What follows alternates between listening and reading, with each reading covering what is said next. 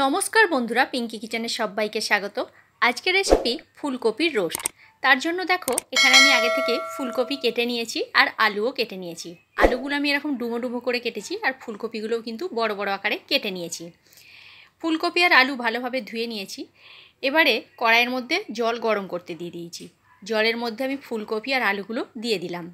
সামান্য একটু হলুদ আর নুন দিয়ে দিচ্ছি।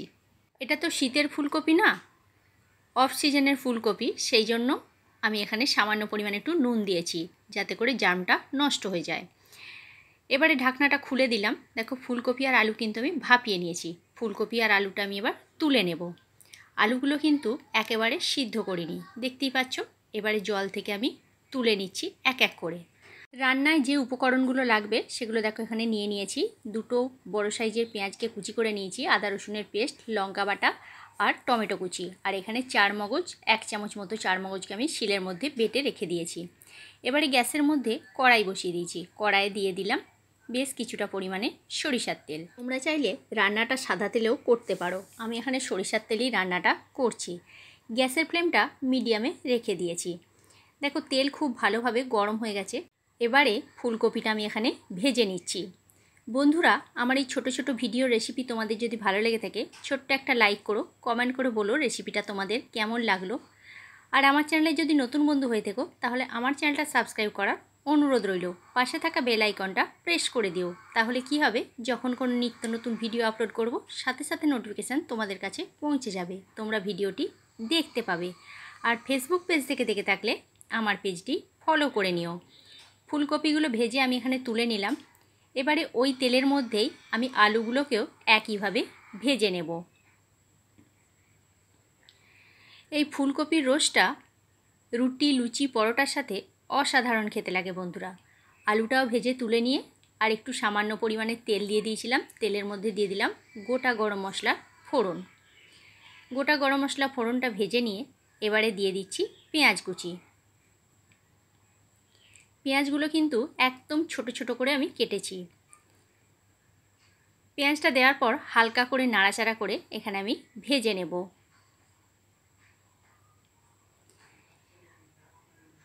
পেঁয়াজের কালারটা দেখো আস্তে আস্তে চেঞ্জ হতে শুরু করে দিয়েছে। এবারে এই পর্যায়ে আমি দিয়ে দিচ্ছি আদা আর রসুনের পেস্ট।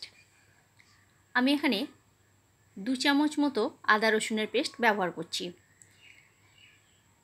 আদা রসুনটা খুব ভালো করে পেঁয়াজের সাথে ভেজে নিচ্ছি যাতে করে রসুনের কাঁচা গন্ধটা চলে যায়। রসুন ভালো করে না ভাজলে রান্নার কিন্তু টেস্ট হবে না। রসুনটা ভেজে নেওয়ার পর দিয়ে দিচ্ছি এখানে টমেটো কুচি। বড় সাইজের একটা টমেটোকে আমি এখানে কুচি করে রেখেছি। টমেটোটা দেওয়ার পর খুব ভালো করে পেঁয়াজের সাথে নাড়াচাড়া করে একইভাবে কিন্তু আমি কষিয়ে নিচ্ছি। এবারে বাকি সমস্ত মশলাগুলো এক এক করে দেব। দিয়ে দিলাম লঙ্কা বাটা। তোমরা চাইলে লঙ্কা গুঁড়ো ব্যবহার করতে পারো। আমি এখানে 2টো শুকনো লঙ্কাকে শিলের মধ্যে বেটে রেখেছিলাম, সেই লঙ্কা বাটাটা দিয়ে দিয়েছি। দেওয়ার পর সামান্য পরিমাণে একটু জল দিয়েছি। জল দেওয়ার পর বাকি মশলাগুলো এক এক করে দিয়ে দিচ্ছি। দিয়ে দিলাম 1/2 চামচ হলুদ গুঁড়ো, 1/2 চামচ জিরে গুঁড়ো, 1/2 চামচ ধনে গুঁড়ো, স্বাদ মতো নুন, আর দিয়ে দিচ্ছি সামান্য পরিমাণে একটু চিনি। এবারে খুব ভালো করে মশলাকে কষিয়ে নিতে হবে যাতে করে মশলার কাঁচা গন্ধটা চলে যায়। একটু সময় ধরে মশলাটা কষালে তার টেস্টটাও খুব ভালো হয়। আমি আগে থেকে 2 চামচ মতো টক দইকে ওই চারমগজের সাথে মিশিয়ে ফেটিয়ে রেখেছিলাম, দিয়ে সেটাকে দিয়ে দিলাম। তোমরা চাইলে দই আর চারমগজ একই সাথে মিক্সিতে পেস্ট করে নিতে পারো। আমি এখানে চারমগজ আর দইটা বাটিতে খুব ভালো করে ফেটিয়ে নিয়েছি। বন্ধুরা, এখানে একটা ছোট্ট টিপস বলে রাখি, রান্নায় যখনই টক দই ব্যবহার করবে দইকে কিন্তু খুব ভালোভাবে ফেটিয়ে নিয়ে দই ব্যবহার করবে। সরাসরি দইটা যেন তরকারিতে দিয়ে দিও না, তাহলে কিন্তু ছানা কাটা কাটা হয়ে যাবে। দিয়ে দিলাম এখানে 1/2 চামচ মতো কাশ্মীরি লাল লঙ্কার গুঁড়ো। এটা দিলাম সম্পূর্ণ কালারের জন্য। মশলা খুব ভালোভাবে কষানো হয়ে গেছে। এবারে দিয়ে দিচ্ছি ভেজে রাখা ফুলকপি আর আলু। ফুলকপি আর আলু দেওয়ার পর মশলার সাথে খুব ভালো করে কষিয়ে নিতে হবে যাতে করে মশলার কাঁচা গন্ধটাও চলে যায় আর ফুলকপি আর আলুর সাথে খুব ভালোভাবে মিশে যায়। দেখো খুব ভালো করে এখানে 3 থেকে 4 মিনিটের জন্য আমার কষানো হয়ে গেছে। এবারে এই পর্যায়ে আমি দিয়ে দিচ্ছি বেশ কিছুটা পরিমাণে জল। এখানে যদি গরম জল ব্যবহার করতে পারো খুবই ভালো।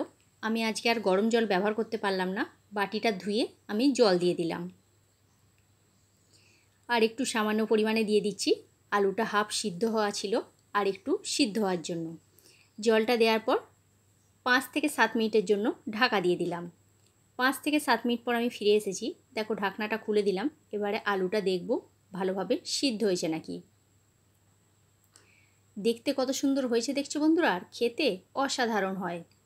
আলুগুলো সিদ্ধ হয়ে গেছে আর ফুলকপি তো আগে থেকেই ভেজে রাখা ছিল, ফুলকপিও খুব ভালোভাবে সিদ্ধ হয়ে গেছে। 2-4টে আলুকে আমি এখানে খুন্তিতে করে একটু ম্যাশ করে দিচ্ছি, তাহলে খেতে বেশ ভালো লাগবে। আর এটা ঝোল ঝোল কিন্তু হবে না। দেখো রান্নাটা সম্পূর্ণ আমার তৈরি হয়ে এসেছে। এবারে ওপর থেকে দিয়ে দিলাম হাফ চামচ মতো গরম মশলার গুঁড়ো আর দিয়ে দিচ্ছি 1 চামচ মতো কসুরি মেথি। কসুরি মেথি আর গরম মশলার গুঁড়োটা দিয়ে খুব ভালো করে মিশিয়ে নিয়ে এবারে গ্যাসের ফ্লেম আমি অফ করে দিচ্ছি। তাহলে কেমন লাগলো বন্ধুরা আমার এই ফুলকপির রোস্ট রেসিপিটা? অবশ্যই কমেন্ট করে কমেন্ট বক্সে জানিও তোমরা।